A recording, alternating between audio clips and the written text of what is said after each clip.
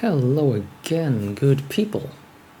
So I've pulled up the journal here with our goals for this bit of the game.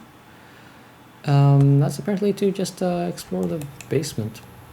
So yeah, in the previous episode, I went on a bit of a rant about about how we refer to storing data on floppy disks.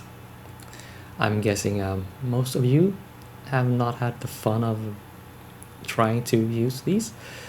You might not even recognize a floppy disk data cable if you ever saw one. I would, because they are different from IDE cables. By about 1 centimeter, I think. That's a different story altogether. Let's just back away before I go on another rant, shall we? Let's see, where are we? Do the thing, turn on the computer, insert the floppy disk. Okay, so I'm still supposed to do things here. Huh. Ooh. Oh. Oh. Oh. Okay. Yeah. Those who conceptualized this computer, they used computers even before I did. Nice. Okay, so I just stick this one, right? Let's see. Floppy disk. Maybe that one. Password.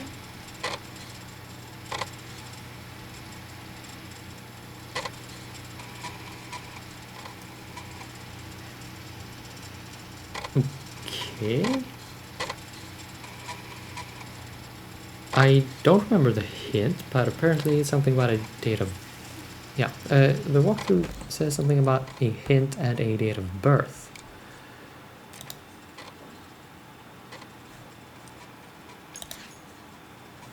Okay, I don't think anything has happened there.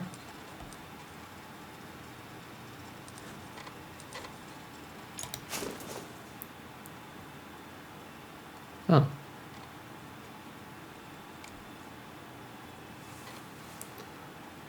Okay. Well, we could try 280604.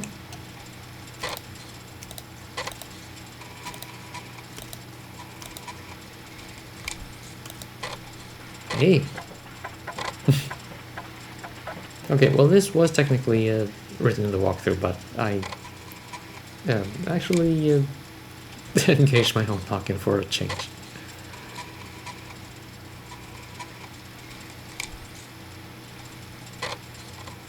Okay, is something happening? Well, there are clicks and clacks, so possibly? Oh, or I could just load it instead. Apparently that's how I should do things. Hey! And it just vomited a floppy disk at me. I give computers permission to do that more often. But wow, I think I should turn down the game volume a little bit here. Wow. Okay. Not really sure what that's all about. Oh, I can't turn off the computer. It's possibly unfortunate.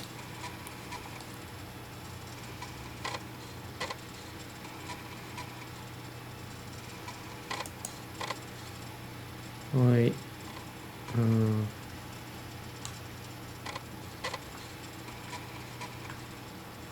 This walkthrough's weird. I can tell the writer's native language isn't English. It does make it a little more interesting in a sense. Not the kind of interesting I would want when you know, recording something for public consumption.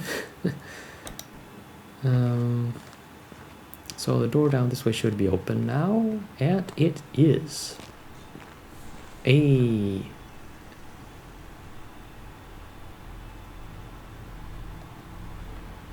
I'm supposed to look to the left and grab a thing. Okay, metal rod.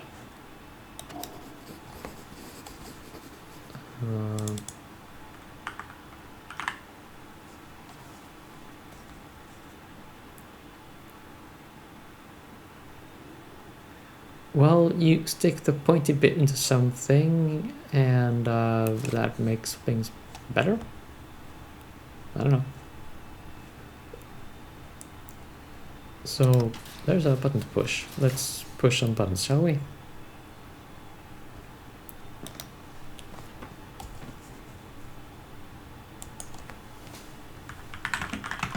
I'll just...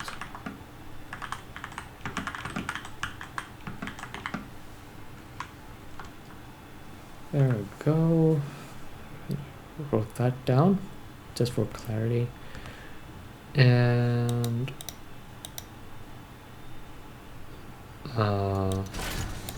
yoink! Ooh! Super turbo elevator, man. Not entirely okay with that.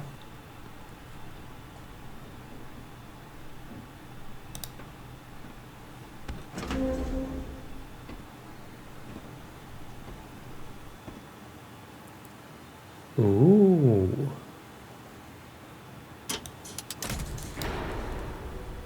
This would be where excitement really picked up back in the 90s.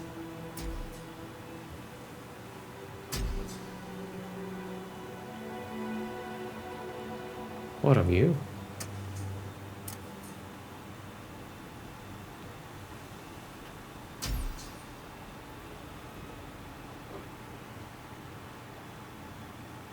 Huh. I almost recognize this thing. I am a little bit nervous, not gonna lie.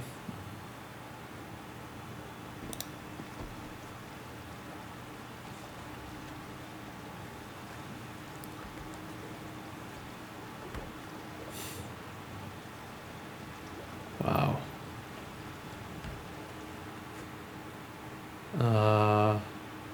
Can I go up that way? Would I even want to go up that way? That's a question for the day, but let's go in here first.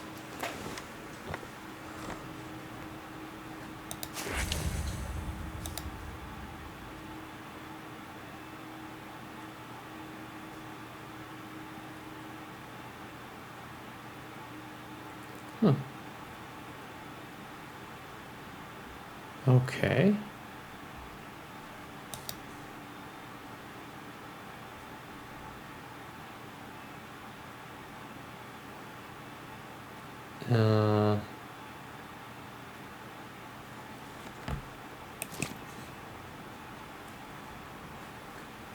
Well, if the guy says so, I guess we will have to try that at some point.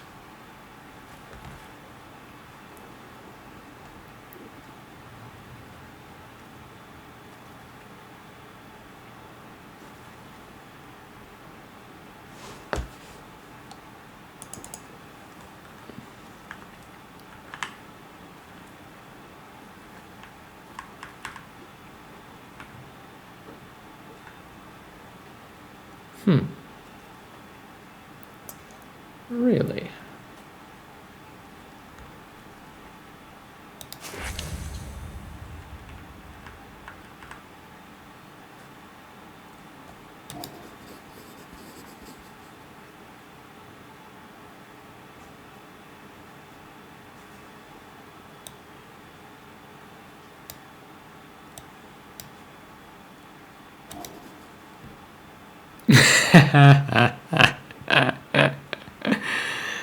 Okay, use with caution.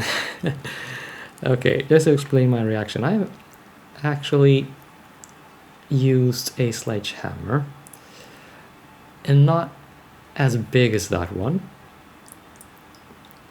But you do not use sledgehammers with caution. I mean, caution enough that you like don't bash your brains out, but they are not precision tools in any sense of the word. That said, at my family's summer place, we actually have an old sledgehammer, possibly brought over from a rockery or quarry. That is well, that has the brand, well, not brand name, but product name, Thor. To 8 something. Probably not 8 kilograms, but 8 something. It's very old. It's too old to even rust.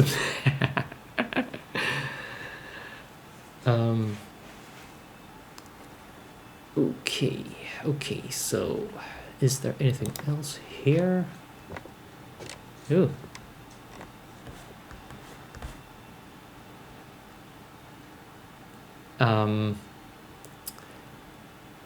I know I said a lot about my summer place already, but we actually have chairs just like this one down there.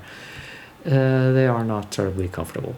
So cushions, yes, you absolutely need those when you have a chair like that one. Now you know more. And here is a thing.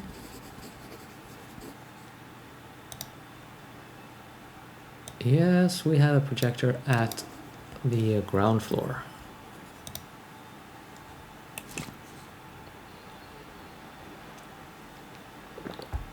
And that should actually be all the slides, though.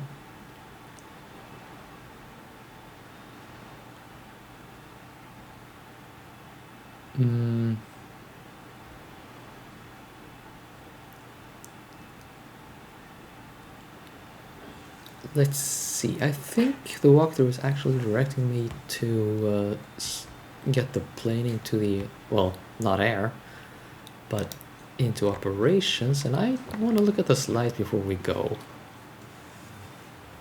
Let's see. Hydroplane, take a step to the right.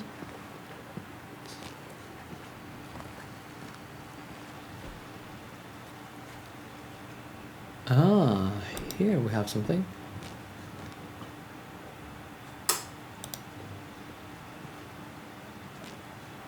Oh wait, on the right there's a ladder leading to the tower with the crane control panel. You don't need to go there yet.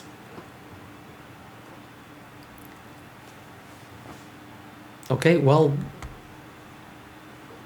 we've seen this site now. We'll be back here probably in the next episode, but we'll see.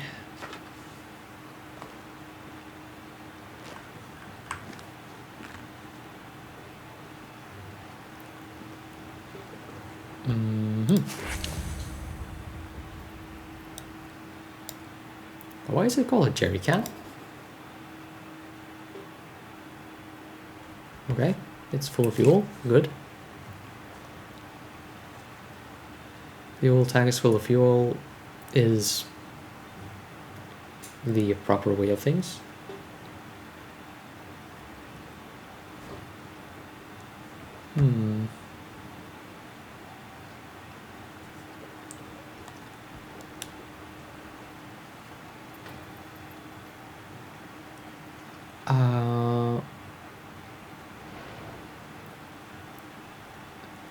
I want to look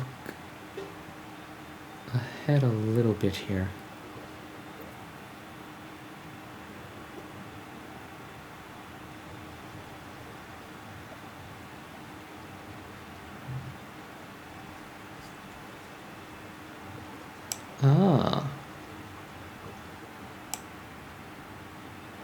Okay, no, okay, we're good, we're still good, and we're not gonna miss the slides. Let's see. Go into the strange machine. I'm guessing the walkthrough means I'm supposed to go this way. Huh, okay, I could go that way if I wanted to. I don't think I want to, but I can.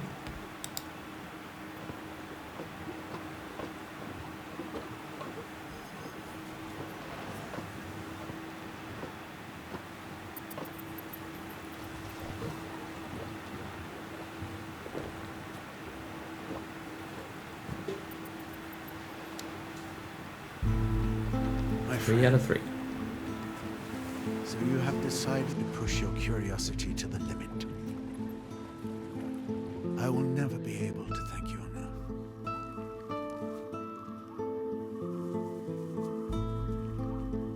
And so it is without further ado that I will tell you the conclusion of my history.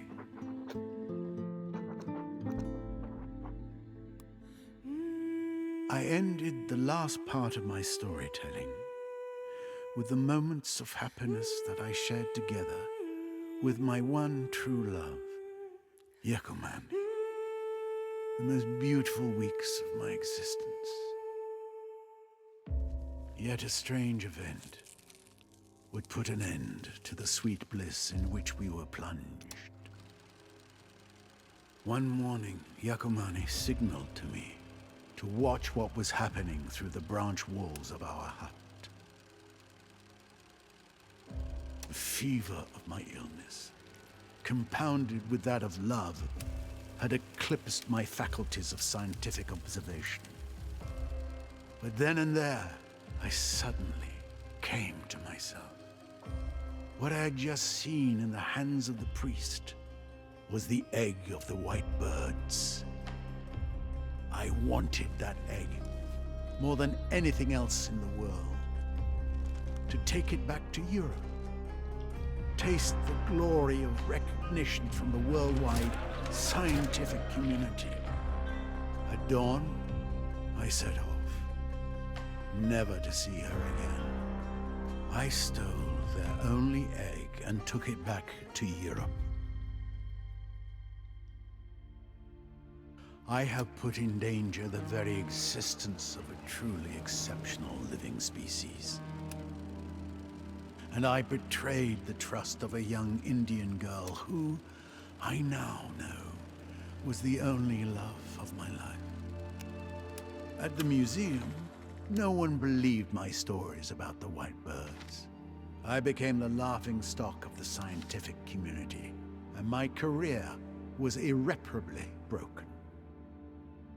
It has been 10 years now since the museum returned the egg of the white birds to me. It miraculously remained intact, not having suffered from the ravages of time. The egg was alive.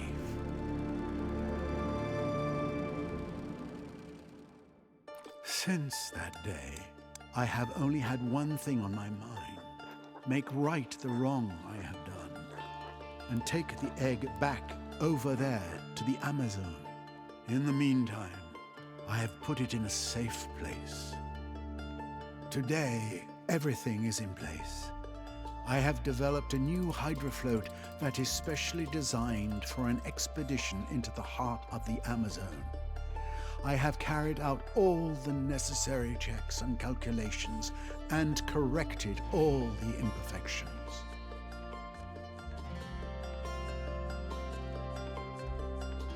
But, as I have already told you, I am now an old man. And I no longer have the strength to undertake such a journey. So it is up to you. You who seem to be interested. It is you that I'm asking to take my place. Go back to the Amazon and take back the egg. I beg you. Good luck, and may God protect you, my friend. Alexandre Balambois.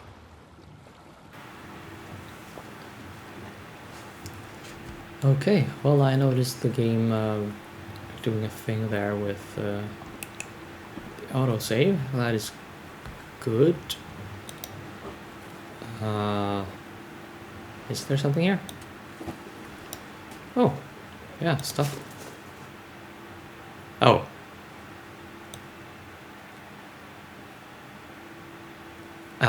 Well, I think they cheaped out here. That is not how a disk torn up like this would look, or floppy disk rather. This bit would be hollow. And yeah, this is where the disk reader would, well, stick in some nubs and make the thing rotate. So yeah.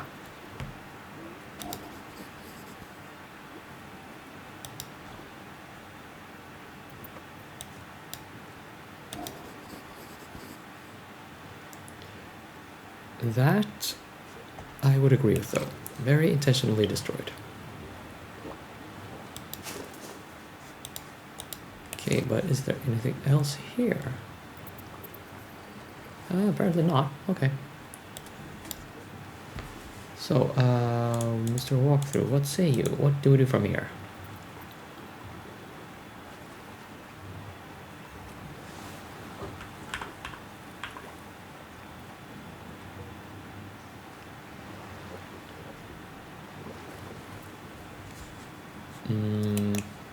No, wait, no, I didn't need to do that.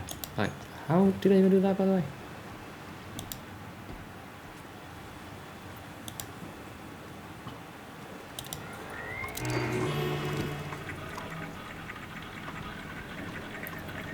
Okay, please insert a diskette.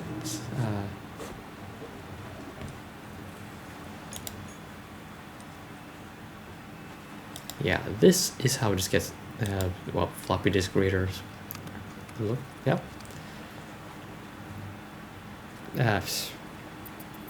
Things, never mind.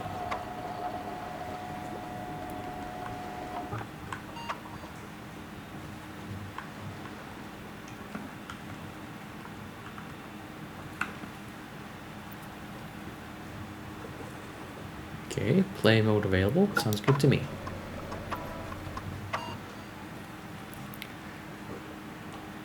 We're not gonna do that yet, aren't we? Are we?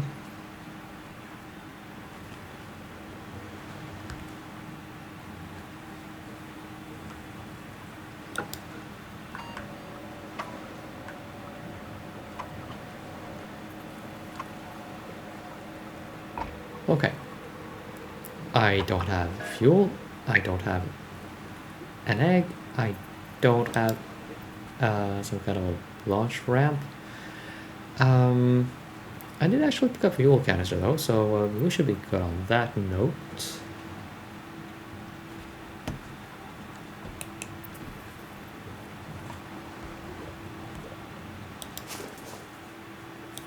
Uh-huh.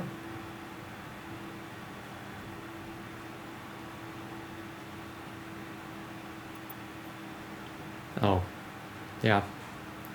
Diskettes got corrupted, often by, well, keeping them too close to a magnetic field, like cables, high-powered speakers, what have you.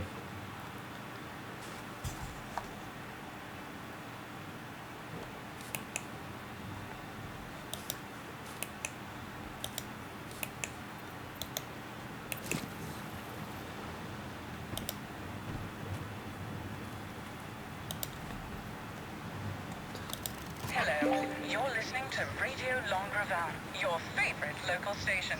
And up next, regional news, with important information for you birders on the peninsula. Today, migrations begin for the famous Amazon geese, an emblematic animal of our coastline. The geese should start their departure in the coming hours, off to their vacation homes, so to speak, nestled far away in the jungles of South America. But they'll be back with us next summer. It's a Breton tradition that their migration is a good omen. So let's rejoice and wish them a good flight. Moving on to schools now. Let us salute the students of the primary school of Tourville who took the initiative in recent weeks to...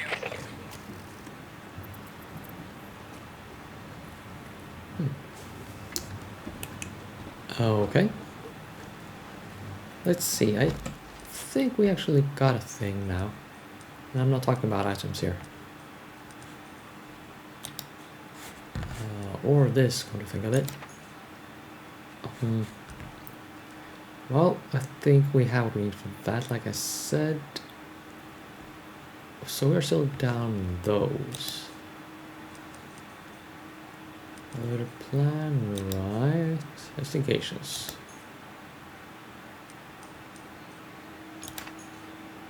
Okay. Oh, I see we have 2 articles. During Vollenbois' first expedition to Amazon in the 1930s, he and his companions traveled aboard an amazing machine of his own invention, the Hydrofloat. Unfortunately, the machine did not survive the journey, so when Vollenbois devised his crazy plan to return to Amazon, he set to work building a new model. The new Hydrofloat is more up-to-date and efficient than its predecessor. It boasts state-of-the-art microprocessing technology, including its own operating system that requires regular updates using a collection of 5 data diskettes, or floppy disks. I have found, however, that 3 of the diskettes Vollenbois copied were corrupted, and unfortunately the old man did not have time to make new copies before he died. That's a really dumb updating thing of procedure. Anyway, luckily, diligent, possibly obsessive engineer that he was, Vollenbois provided a backup system. He had sent out copies of the diskettes to various acquaintances associated with his first expedition to Amazon. These people all had one thing in common. They lived close to a stopping point on Vollenbois' planned route, so anyone who set off today aboard the Hydrofloat could, in theory, pick up these diskettes along the way, and thus complete their journey to Amazon in Vollenbois' place. Someone like me, for instance.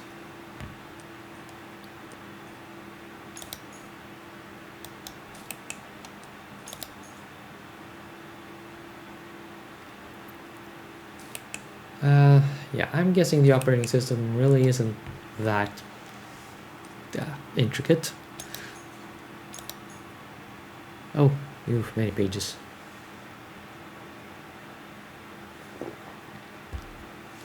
But then we'll call it an episode. For budding ornithologists, the Longomac coast of Bretagne is reputed to be the cradle of the scarlet geese, a subspecies of Anatida that is unique in its annual migration to a little-known country in South America, Amazon. This defining characteristic could not fail to awaken the interest of the man who has been haunted almost his entire life by that mysterious destination, Professor Alexandre Vollenbois. Amazon had fascinated Alexandre Vollenbois since the late 1920s when he studied at the Sorbonne with one of its nationals. Did I mean Sorbonne University? College? With one of its nationals, Antonio Alvarez, then a young, idealistic law student who later went on to become its brutal despot, as you do. His romantic tales of Amazon captivated Alexandre Vollenbois, who became fixated with the idea of becoming the first Western researcher to explore it. A very 19th century thing to do. To that end, the young researcher even obtained funding from the Natural History Museum, funding which, combined with a family inheritance, enabled Vollenbois to buy the old lighthouse on the coast of Langravin as the headquarters for his expedition preparations. Vollenbois' plan was remarkably simple. Take advantage of the seasonal migration of the scarlet geese and use them as guides to Amazon. The plan succeeded, and while the journey did prove more complicated than anticipated, that is solely due to a collision with a sperm whale. Well, pooh. It would be easy for a layperson, such as the author of these words, to confuse these geese with the great white birds, those incredible gliders that so enthralled Vollenbois when he reached the heart of Amazon at the end of his expedition. In reality, as the professor himself wrote, the one leads to the other. The geese are the eternal guides that lead to the white birds. And it just so happens that at this very moment, the geese, which are also known as Amazonian geese, are preparing for a new migration to that mysterious country. Hint, nudge, wink. So, yeah. Hey, let's... I want to look at a map. I'm special. Oh, Shipwreck Island.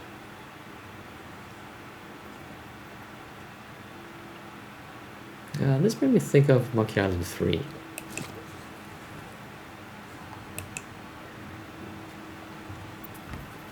Mario was good fun.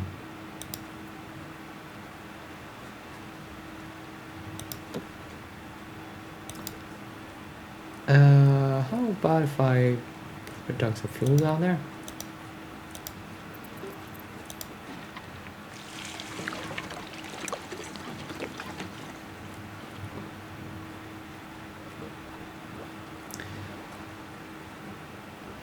Okay, let's do something to trigger that autosave, shall we?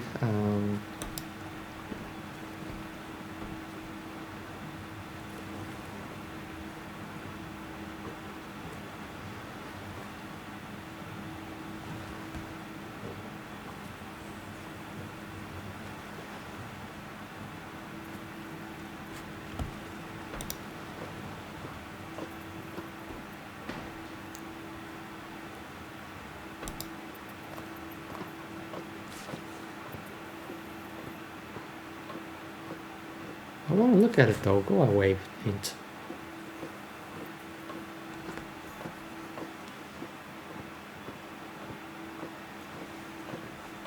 You know, in the 90s when we got transitions like this in Myst, that was the bee's knees.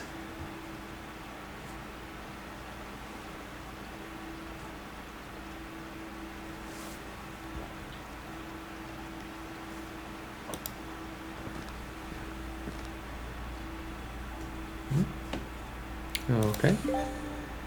Hey, I have achieved fast travel. And the game autosaved. That's it for this episode. See you in the next one.